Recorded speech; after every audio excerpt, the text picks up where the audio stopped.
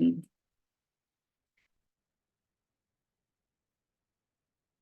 once again, welcome to Learn.UQ Basics for Tutors. It's lovely to have you all here with me. In this session, what we're going to cover is basically what it is Learn.UQ. We're going to talk about the structure of the Blackboard courses, and we're going to look at the content, adding some content there. We're going to look at assessments, creating groups, how to manage the mark entry. So we'll look at the grade center. So basically, we will give you essential key information related to your role as a tutor, as well as maybe talking about the e-learning support and services available.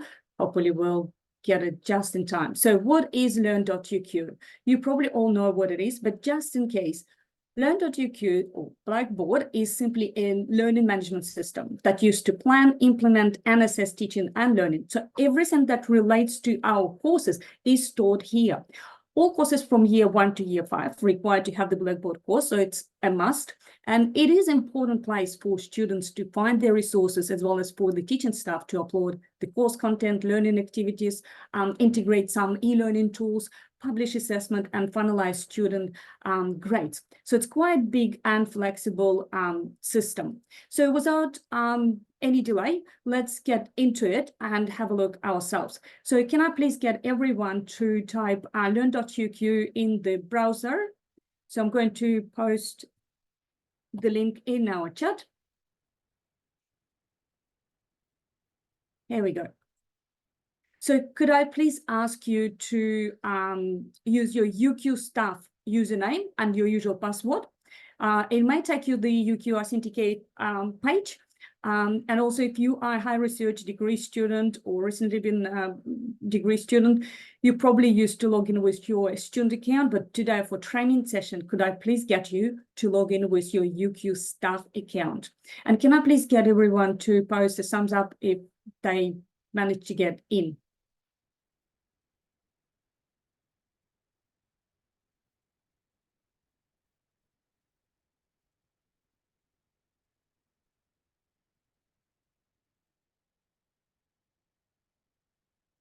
All right, I can see thumbs up coming up. Great, wonderful. So when we logged into Learn.UQ, once you logged in there, by default, you will land on the section called courses. So your screen might look a little bit different to mine. Just be aware of two views options here. So it's either list or the grid view. So also you would have a different course listed here, of course. So if you click on the drop-down box at the top here, the current courses, you can actually filter your courses by different semesters that you have access to. Again, you can click and select just the ones for the semester 2023, for example. So if you want to go back to all of them, you just select current courses, and you've got all of them. What else you can do here? You actually can favorite some of your courses. So you can click on a little star here at the on the right-hand side, or if we're going into the grid view, that will be down here. And so basically, if you favorite your course, it will stay always at the top of the list in your kind of favorite folder here. It always will come up first, and the little star will be the purple solid color. So in the grid view, other thing I want to show you from here, you can actually change the edit course image here. So sometimes staff wants to have it changed to have a bit more personalization, so the course stands out from others. So the filter options here, you can actually hide some of those courses that you're not working on right now, or you've been involved previously. So just to minimize number of the courses on your screen. So basically, if you go here to the three dots, which is more button, and you say hide course, this will hide just from you. All right. The other thing staff can do here is actually make course private or open the course. So again, we're going to those three dots button, the more button, and we say open the course, and this course will be available to students. At this stage, you could see that it's not available because it's got the word private here. If we click open, we confirm, and now it's changed to the word open. Now, the general rule for opening course sites is that they need to be available to students at least 1 week prior to the first teaching activity that occurs in the course. So by now, we are in week 1, your course site that you are tutoring for should already be available to your students. So I might give you a minute here to look at the courses that you have in this page, and maybe just favorite the ones you tutor, or maybe hide the older courses.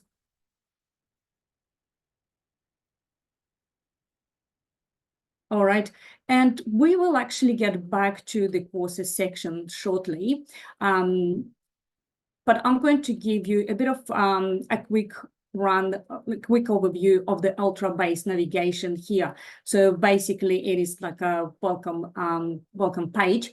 So you know what is behind those session and what features it has. So let's start. And as I mentioned at the start, it is a hands-on workshop, so I would expect you to click along with me, please. So we're going from the top, institution page here. So this page contains very important messages and very useful links for staff, as well as any disruption to the system, any issues with the system. So the current ones will be displayed at the top and the result ones at the bottom. So those very useful links for staff to have handy. So if, for example,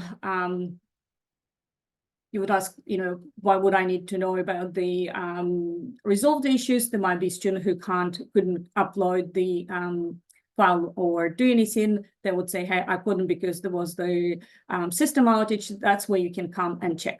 Anyway, let's move down to the profile, so your page section. So when you click on that, it brings the information that basically pulled out of the university system.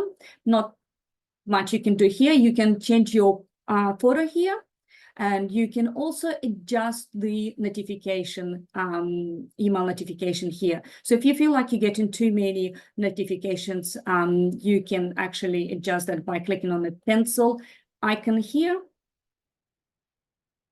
And you will have all of those options. You might tick or untick, whatever, whichever way you want to have that set up, and then click on Save button. I'll just click Cancel for now. So activity stream is basically providing a list of all recent activities within, across all of your courses. Then the courses page, that's your landing page. Basically, that's the one we are going back very shortly. And the next one down is organization. So this page contains the courses for UQ community groups. So it's not always particularly for teaching purposes. And those courses are usually don't have electronic course profile, and they're non-signed courses. So calendar collates all the dates across all of your courses that you're teaching in or tutoring in. You can have it either on the day view here or months view, so giving you a bigger picture. And you can actually add your personal event to this calendar. So can I just get everyone with me to add an event to the personal calendar, for example? So click on this little plus icon, so new event. Then we click add event. And let's say it's come up at default, my personal calendar. Just make sure that it's not one of the courses that you are involved in. And that's where you just change the name of the event. Let's say my birthday, and then you select the date. And of course, you want to click the all day and simply click Save button.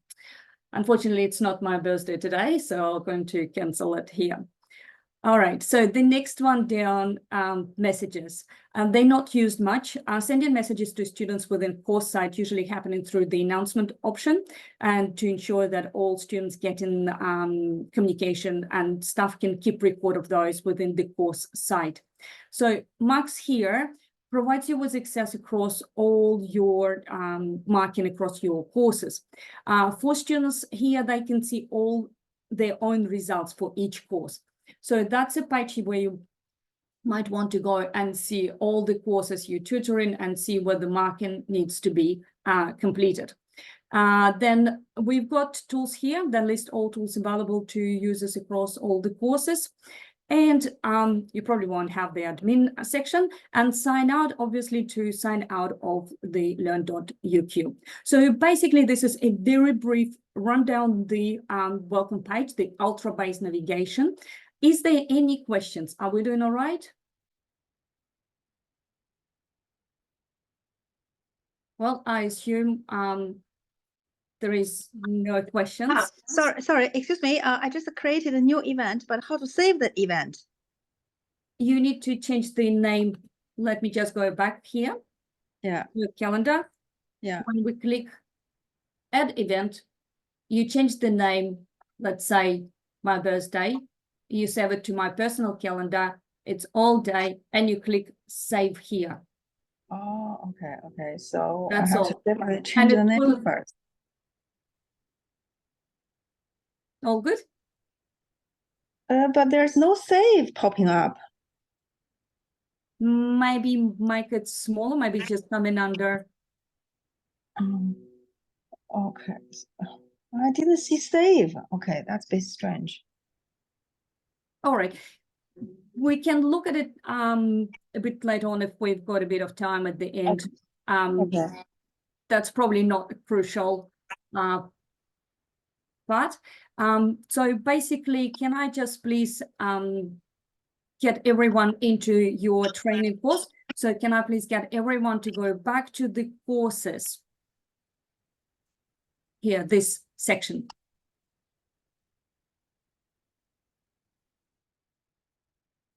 All right. So what I would like you to do is just simply type something like Learn.UQ Basics for Tutors training course in the search your course box here.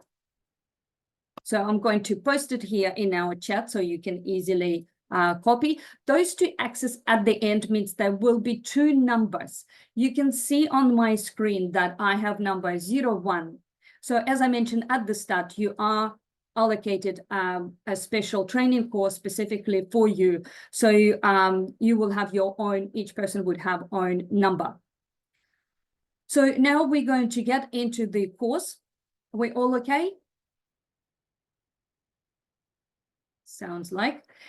So to get into your training course, you simply just click on the course.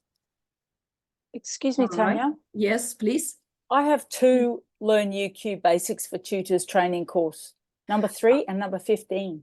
Yes, Gillian, the thing is that you've been registered twice for the workshop. And okay. when we did the enrollment, we didn't pick that up. So that's why you would have to. Okay, I'll just ignore one. I Okay. should mention. Thank you. Just any of those two, please. Okay, thanks. All right. All good.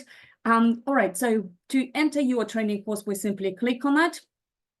And it will open up like a slider over the ultra-based navigation. So a little trick here for you, we recommend to have your course that you work on open in a separate tab. So to do that, just hover with your mouse at the name of the course, and you simply use your scroller just to click on that.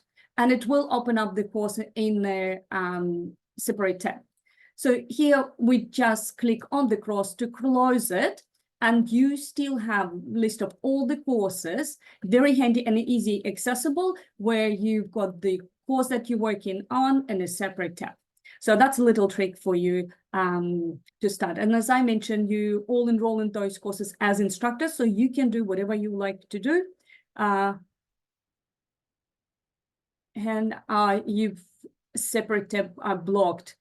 Yes, it's probably the settings of your browser. I might get Elsa to help with that. Elsa, is something we can do, or maybe and you probably can continue just working with the slider over. If you right click, you can open a separate tab. Hey, I'll if you can just put the problem into chat, I'll message you there. Great, thank you, Elsa. All right. Excuse me, Tanya, I have a question. So in my courses page, and there are 3 sections: favorite, semester 1, and associated date. It's a bit messy because I cannot see this training course UQJB 0001N until the end of it. What is the order? I don't understand. There is no particular order. You can filter them, you can sort them the way you want to have them to be. So it's something that, so the question you're asking is related more of your personal settings. So were you able to find the Learn.UQ training course for now? Then what? The training course, the Learn.UQ Basics for Tutors training course. Have you been able to find that? Yeah. Right. I scrolled down until the end. How can I make it pop up on the first? You just favorite that here. See this little star? So there might be the little star here. And if you have it in the grid view, this will be the star at the corner over here. That makes it to the favorite. Yes, it will make it to go to the star at the top. Can I make it just according to the time? For example, which one I take the latest? You can sort it. You can select it here from the filtering, so you can get the select certain semester if you don't want all of them to be displayed. Or yeah, okay. But it's probably something that I would recommend you to book up an appointment with e-learning advisor who can help you to to look through and help you with the settings up.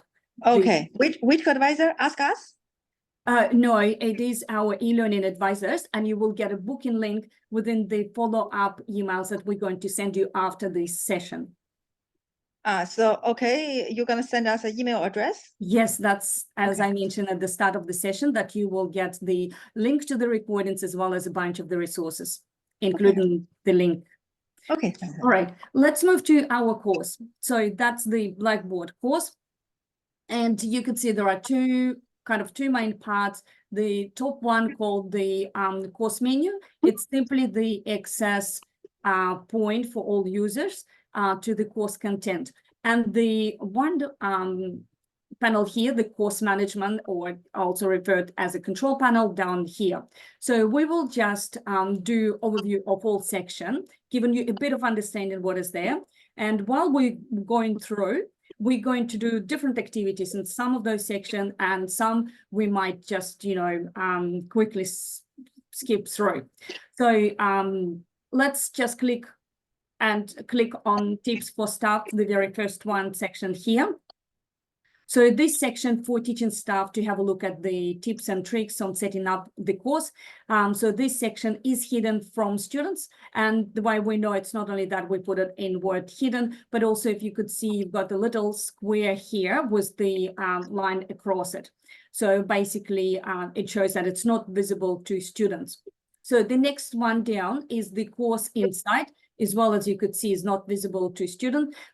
This is our learning analytics tool. So if we click on that, it will open up some information on the students that are enrolled in this course, and number of students repeating, demographics. So it might be interesting to look at demographics of the students of the course you're going to tutor.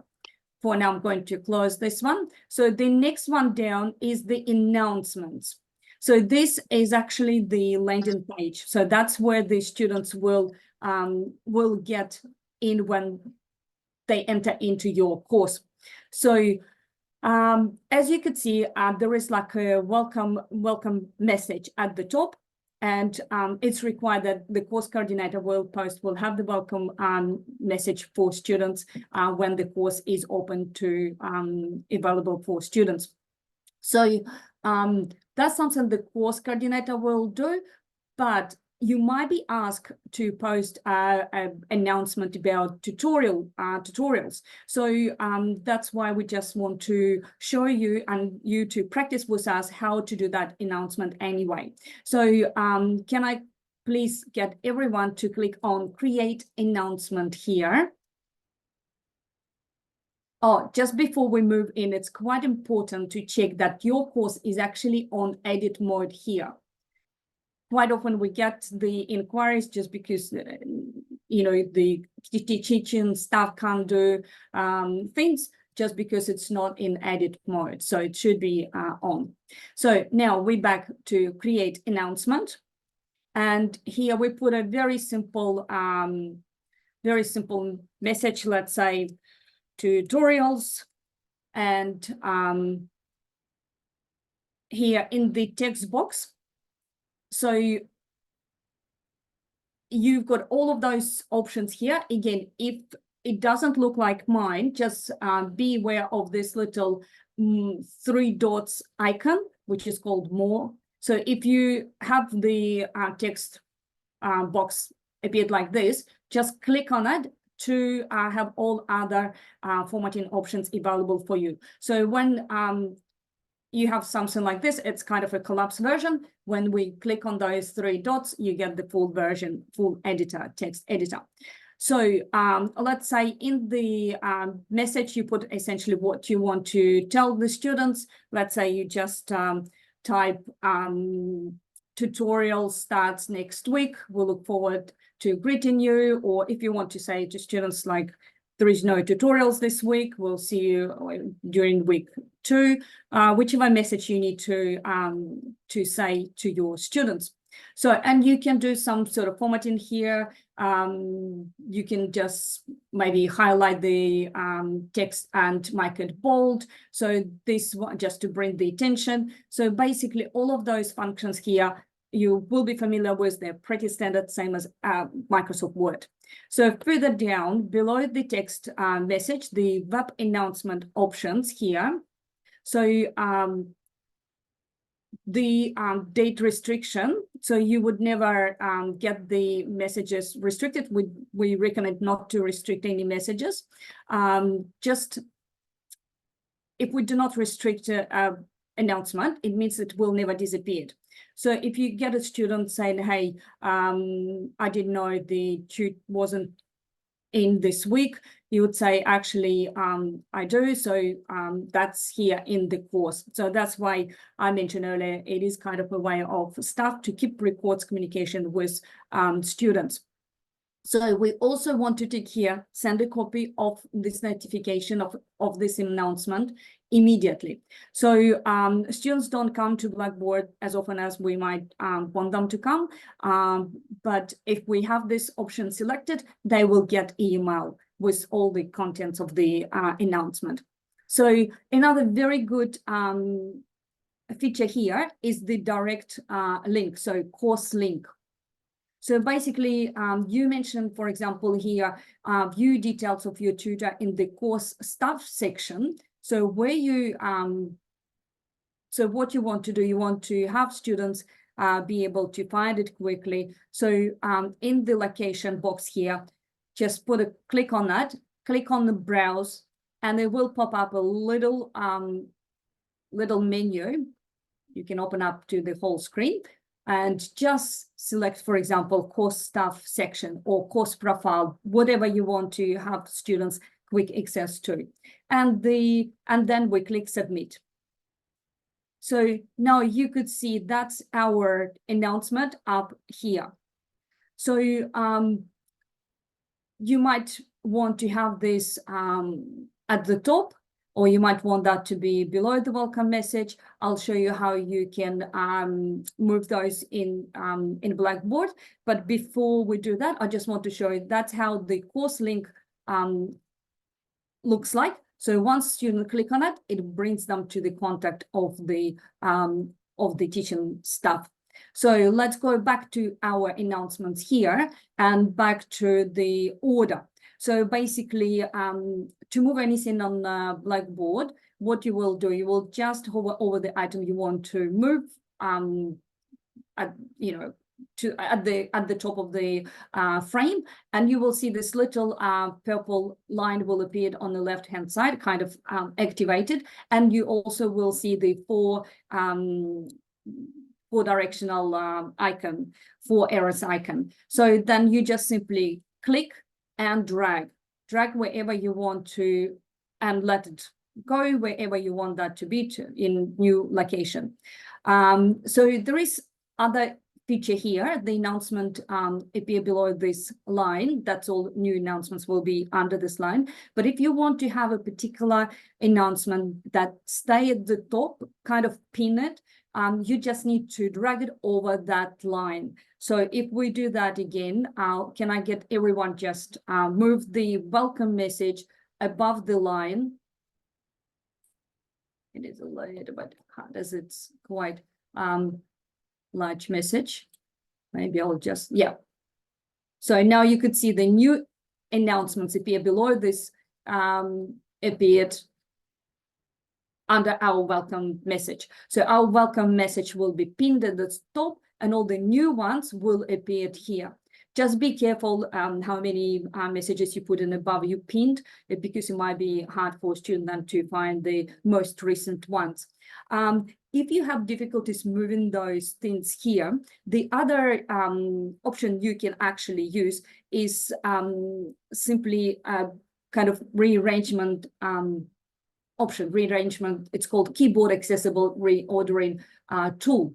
So it is very, very tiny. So it's on the right-hand side of the screen. So once you click it, it brings all the sections you've got on the page.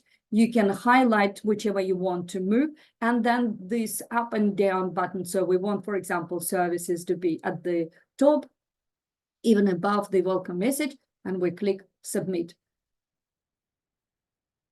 So now you can see it's moved. Excuse me. I'm sorry, could you please repeat that little bit? Sure. So the rearranging tool is here. Oh, yes, okay. So if you have difficulties to drag, like hold and drag the message, Yep. what you can do, you can just use this little icon here. Okay. And it's easier. Just select the section you want to move and where you want to move up. And so you will see the order, new order. You click submit and it will say have been reordered. Okay. Got it. Thank you. You're welcome. Apologies. All right, let's now, since we've done the announcement here, is there any questions? I'm just checking the chat. Sorry, can you quickly demonstrate how to make an announcement again? Make announcement again. So that's your button here, create announcement. Yeah. So you put the text, you put the body of the message. Yeah. And don't worry changing the default, just click send a copy of announcement and click submit. So I always have to click send a copy. It is recommended. If you want okay. students to receive email, it is recommended because they might not see it, especially if it's something urgent over a weekend. You know, you wouldn't expect them to come and check Blackboard, but they often receive the emails on their devices. So, okay. Send a copy means a copy to their email as well. yeah, they will have a copy of the. They will have the copy of the announcement in their inbox. Okay. Thank you. All right. So, all right, let's move down. So after the announcement, we have the course profile. Again, this is a training course. So we just did the screenshot how that would look in real a real course. Basically, this brings students to the page where they can just click on the view profile. It's something that the course coordinator will organize. The next one down is the course staff page. So this section where you actually go and add your details and you add information who, you know, why students should contact you. So that's a way to kind of control or let students know why they contact you, why they should contact course coordinator instead, for example. So basically what we're going to do now, we're going to create a contact for yourself. So you could see we've got some examples here, Dr. Sample example, for example, and we have Chris Hamfers and Miss Robbie here. All right.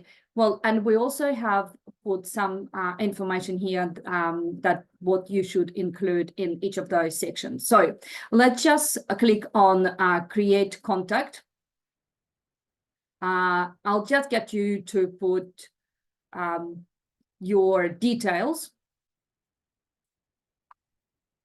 Now here you should put your UQ email address. Don't put the personal because you don't want students to contact you via personal details. Office location, it depends. If you want to put your building, sure, some people still do quite a lot of virtual office hours. So you can put anything here like you could put, you know, email me to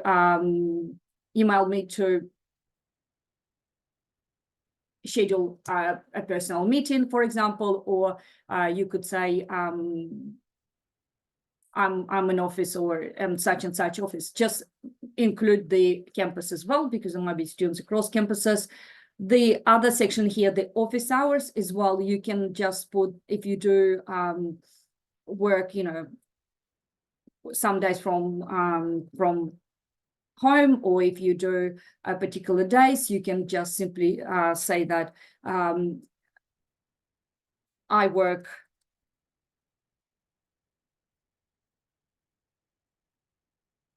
Monday and Tuesday, 8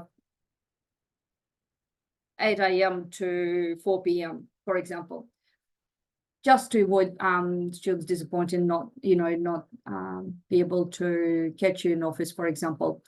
Now here the notes section somewhat is quite important. So this notes section for you to add that information, why they should have contacted you. So the one down, the options here, that's the settings options.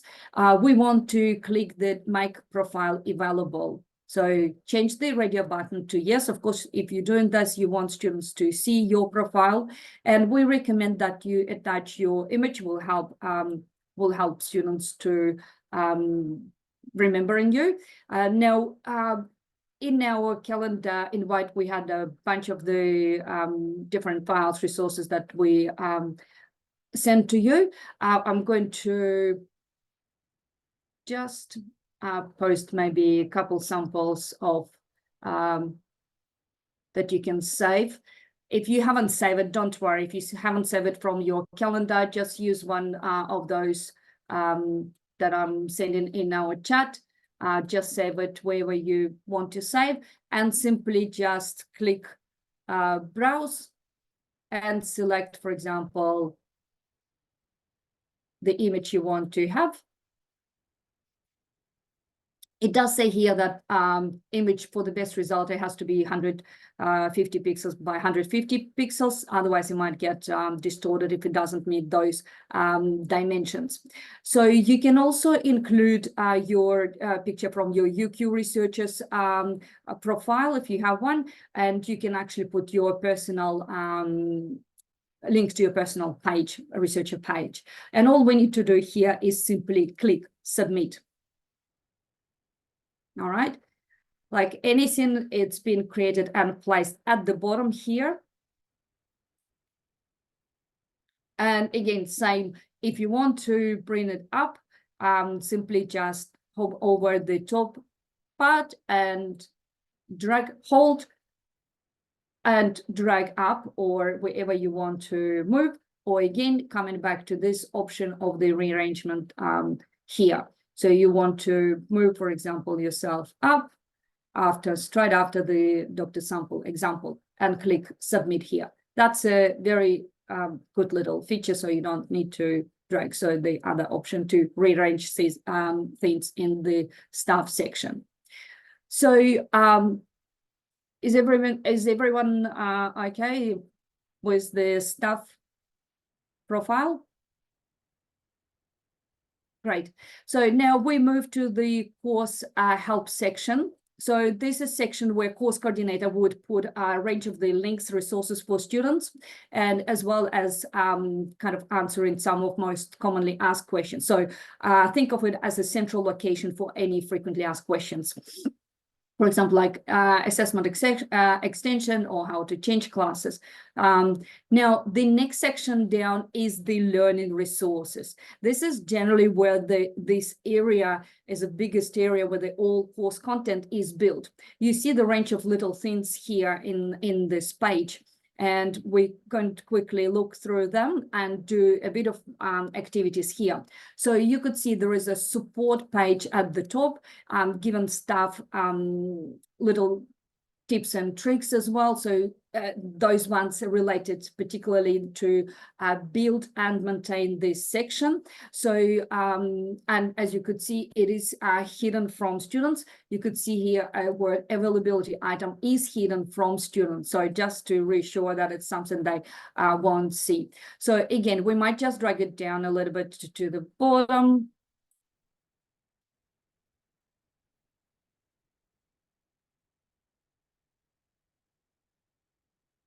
All right, let's go up. So those three things as the lecture recording, course reading list, and subject guide, those three are added by default. All this we're just going to quickly look through. Other things like the Zoom and those folders, they are added by the teaching staff. So most likely by your course coordinator, but you might need to work in some of those. So let's start with the lecture recordings. So basically every lecture and every timetabled lecture must be recorded. So all lectures taking place in equipped venues are automatically recorded based on their timetable. So the course coordinator will set up this folder and connect the course to Echo 360 section for the first time. And again, that's where students will come in and they could watch their lectures. Generally, it will become available to them within 24 hours after the lecture happened. So again, it's a training course. So I'm going just to show you how the Echo 360 page will look like here. So so this is like a training course here, and all of the lectures will appear here for teaching staff and students. So next one down, we'll just look at the Zoom. So Zoom usually, and sorry, before we move to Zoom, something I forgot to mention, that only lectures are recorded. So seminars and tutorials are not. But if you do want them to be recorded, please talk to your course coordinator to arrange it. So now, back to the Zoom is something that created by a course coordinator. If it's happened to be like an external cohort, or maybe course coordinator wants to have a regular Zoom meetings. So that's where with particular group of students. So they can set up the link. It's very easy to do. Share with you, for example, and you can have it. As you could see, this one is actually made for the tutorial. So you can share and students can share to join that in. Other things, course reading list and subject guides. So basically, course reading list will send students to the library page where they will see the list of all the books they need to access. Obviously, being a training course, there is no resources list, no books listed. And the subject guide, same, we just going into the library page where it just students provided with general resources on the subject area. So I'll just close those ones. So, and after that, you could see there are some folders here. So all of these items, in those items, you will find the rest of the teaching content. So we encourage staff to put their content into the weekly folders or module folders for consistency and for easy access and easy processing by students. So let's just have a look at them. Just click on one to open. So let's just say, click on the week 1 universe. And you could see there are quite a few bits and pieces here. There is a welcome message to the week 1. There is lecture PowerPoint, some images. So that's where you basically add all the content related to this week.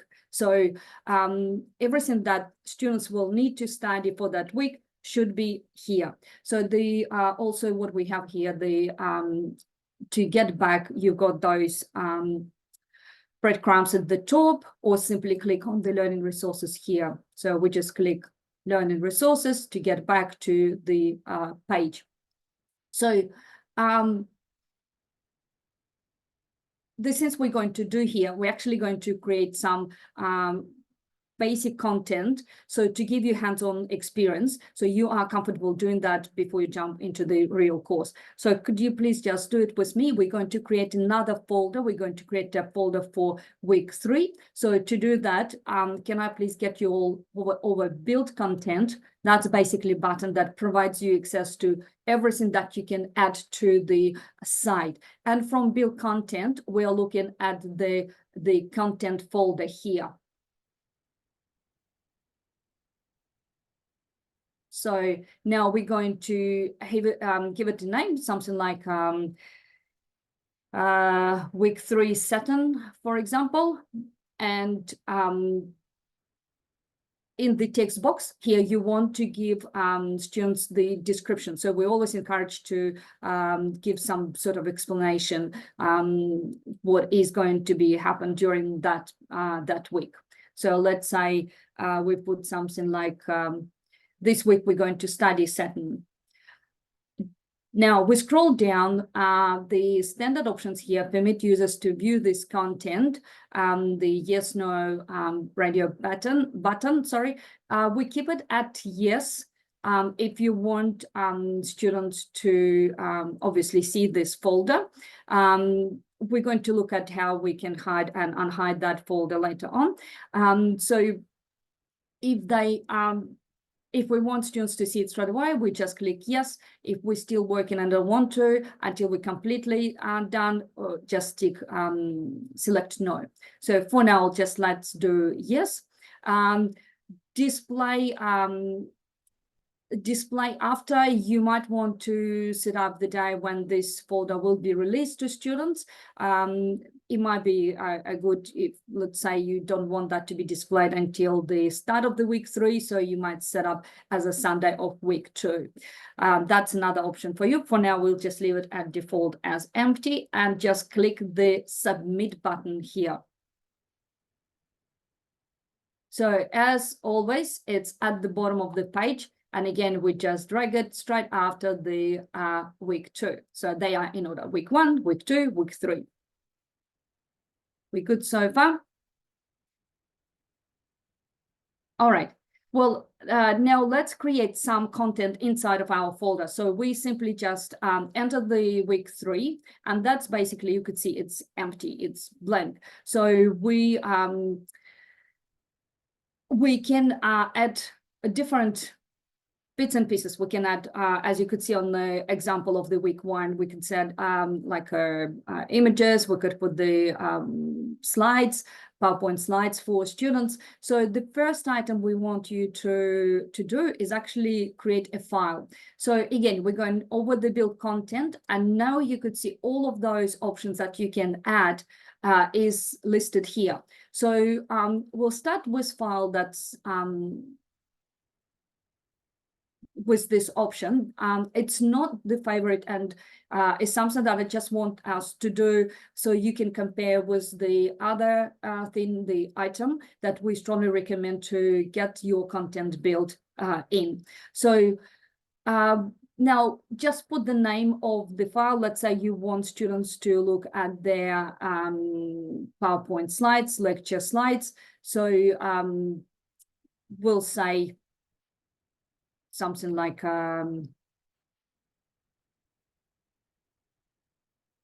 slides or lecture notes. Now, here you just click browse local files. Once you click it, means your computer. So you can select, for example, let's pick the certain PDF file, any PDF file you might have. So I might just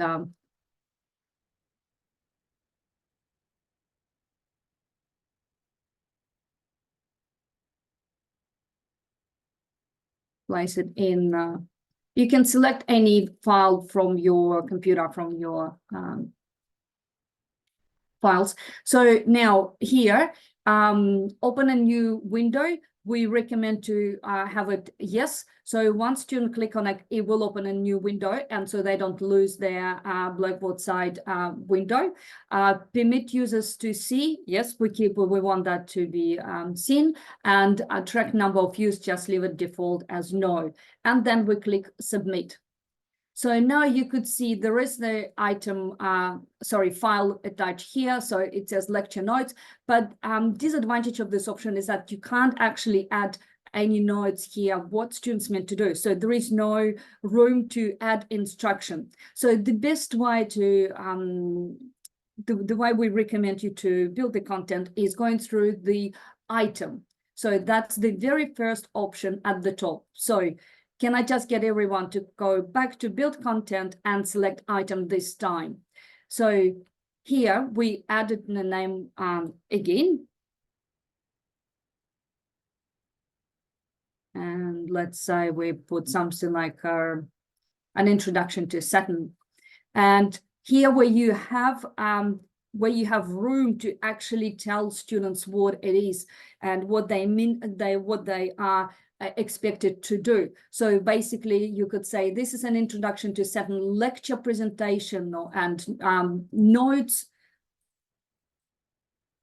Please download slides and notes before the lecture, so you can give them clear instructions what they have to do. And then you do the same. You just attach the file here. You choose sample presentation, for example, open, and you can actually change the link title here to the include the name of the course, for example, or week 1 presentation, week 3 presentation, then permit students to view yes, here default no, and we click submit button here. Now, just to show you how different it looks like, here's just lecture notes. So students come in and they just don't know, okay, lecture notes there. Maybe I need to open it when the lecture will be on. Maybe I need to open it after the lecture. They don't know. Where if we use the item, it's clearly stated here, this is introduction to certain lecture presentation and notes. Please download them. So that's an option to have clear instruction to our students. So, and if you notice there is some sort of mistake or you want to reword it differently, you can easily go back and edit. So basically this little circle at the here, you click edit and you return to the actual item itself and you correct. Now, I just want to mention that other things you can add to items that you can basically embed those that file within the text box. So if you say, for example, lecture presentation notes here, what you can do, you can actually not just attach them, but include them within the body. To do that, you just click on the plus button and you select local files from here. And that's where you picked up the presentation. And here you can actually put words before and after. So you can just simply put more instructions here for students. So also what we can do here with this, with the text edit is you add a link. So it gives you a huge amount of resources that you can add to the item. You can also say to students, please also visit the NASA website before the lecture, for example, and all you need to do once we've got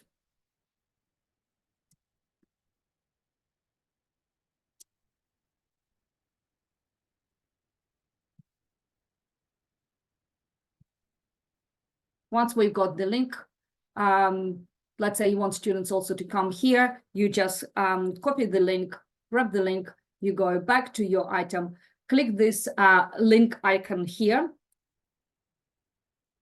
and you paste the URL here for students.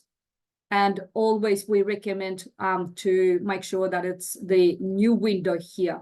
You select, so the link will open in a new window, and we click save.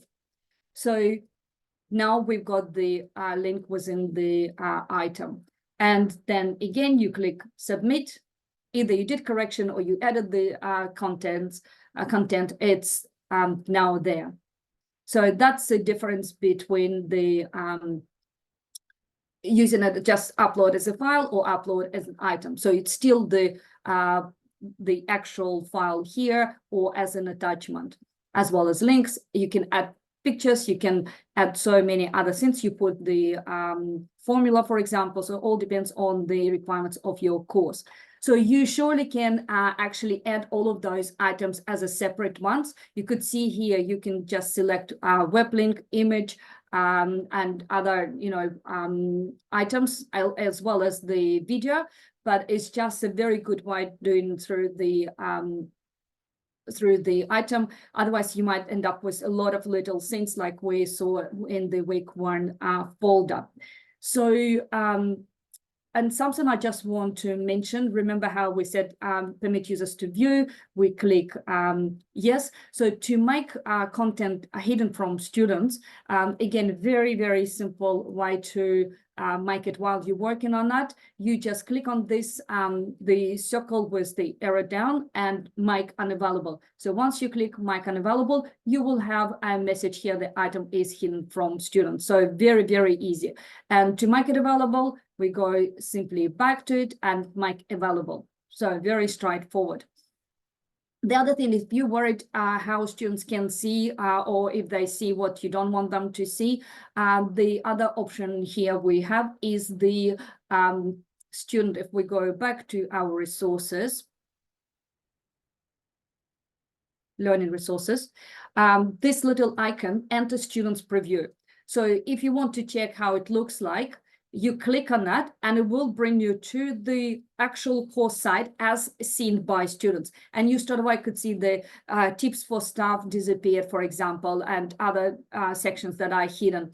Also, if we look at the folder, you can actually make the folder hidden, so you won't see, students won't see. If we go to learning resources, they won't see that folder if we would make it not permit users to see.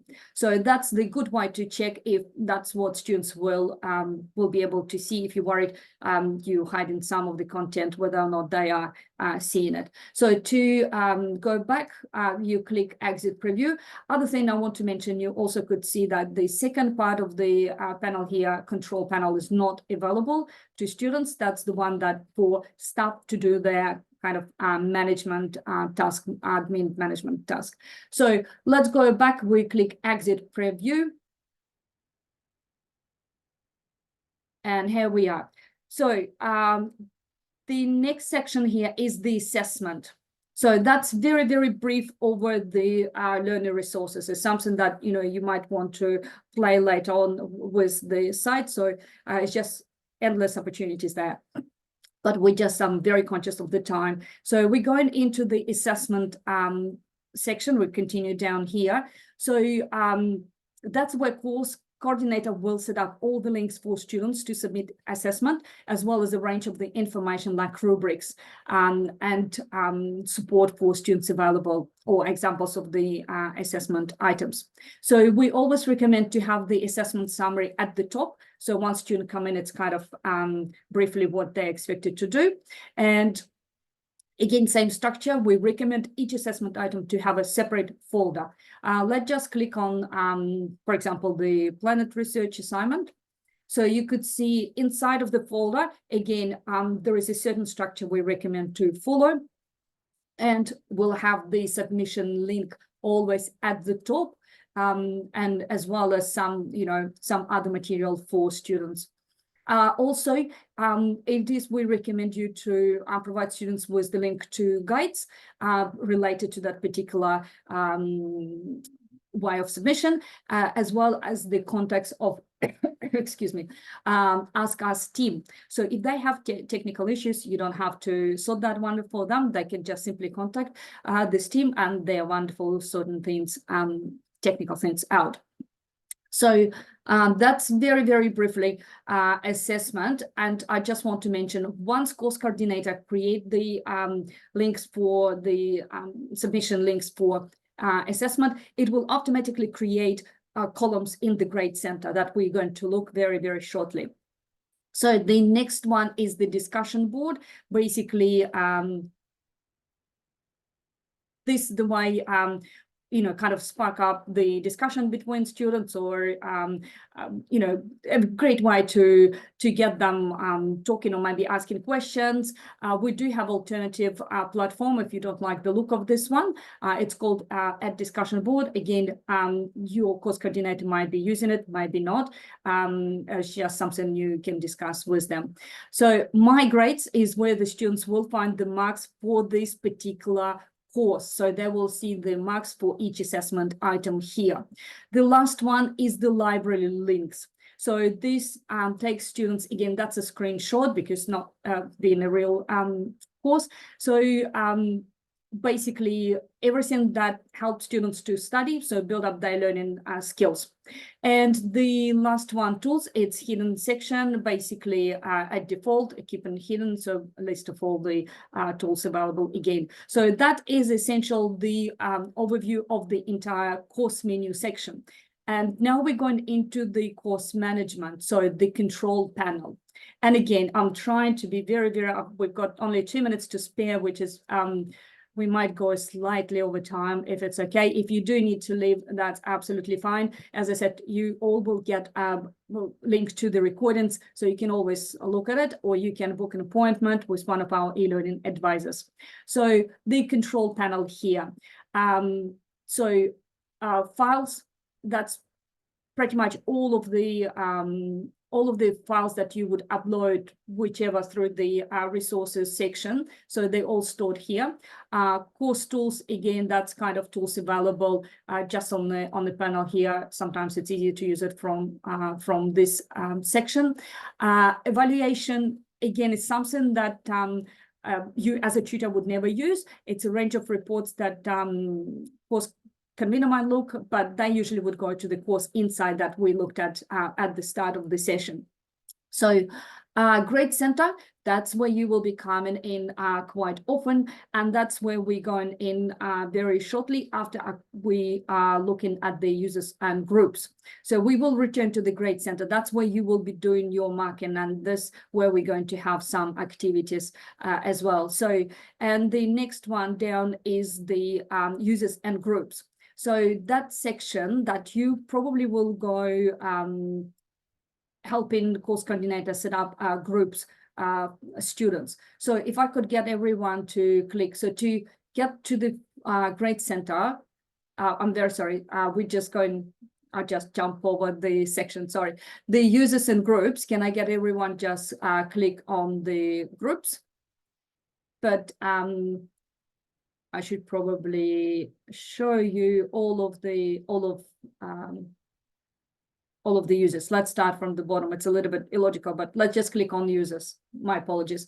So here you will see all list of everyone who's enrolled in the course, including the staff and students. And you will see their roles in the course. So course coordinator will be usually an instructor, students obviously students, and you as a tutor will be will usually, there are couple different options. I might get, also help me with that one. So for tutors, we usually get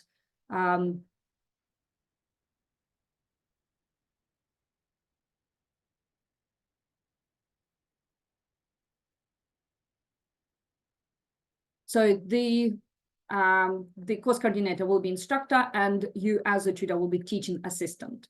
There might be some tutors who are in kind of added to the course as a marker if you just do marking, and students obviously students and guests that are basically we don't recommend to use it. Students are getting enrolled automatically from the SignNet. So basically once they add the course, they will be appearing here. So you don't need to worry about adding you or course coordinator adding students here. So that's this section uses groups users.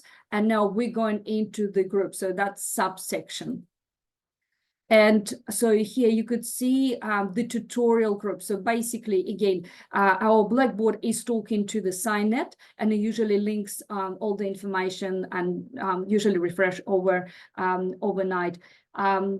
Yes, thank you, Sebastian. Apologies for running over the time.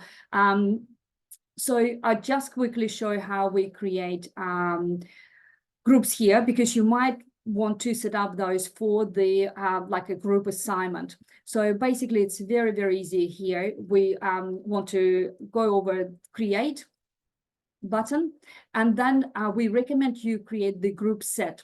So there are two ways of setting up those groups.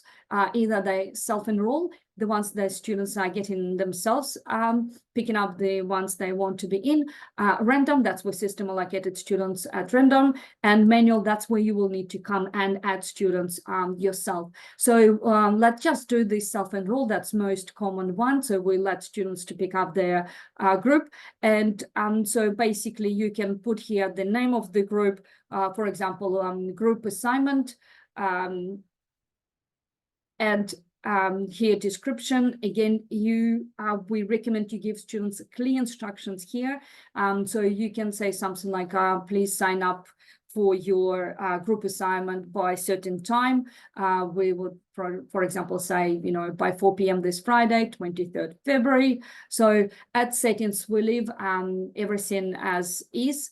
And here's the tools that are available for them. It's just, they don't usually use them. So the thing to remember is to, of course, keep the group visible to students. And here we just need to put name of the sign-up sheet. Again, that would be something, the group assignment sign-up sheet. So very straightforward. That's where they will come to sign up. Again, you can leave this section blank. And here you would allocate how many students you want to have per group. Let's say you want no more than 4 in each group. So then very important thing is the show members. So if you want students to see who else in the group, you just tick it so they can pick up a group, their friends there. The little trick with the groups is that once students selected the group, they can't change it. So they can't go back and change the group. So that's something they will need to contact teaching staff. So it's quite, important they do it right from the beginning. So I would suggest, we usually recommend if you've got the first year students, do that during your tutorial, whichever week you need them to pick the groups.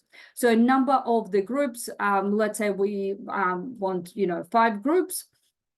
And we also want to have create smart view for each group.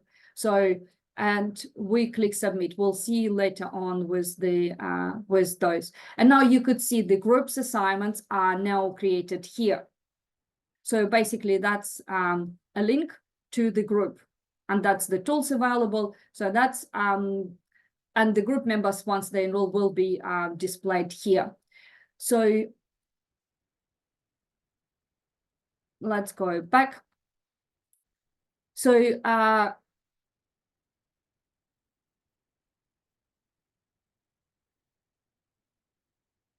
what we also need to look at here, we basically need to know how students going to sign up for the group. So what we need to do here, we need to add the link to this in our menu so students can come in and do that. So basically what we do, we just click on this little tiny plus button, and what we're looking here at the tool link. So here we say group assignment sign up sheet.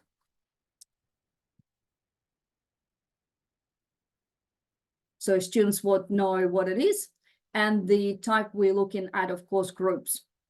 And click submit. So you could see here, it's appeared on the panel.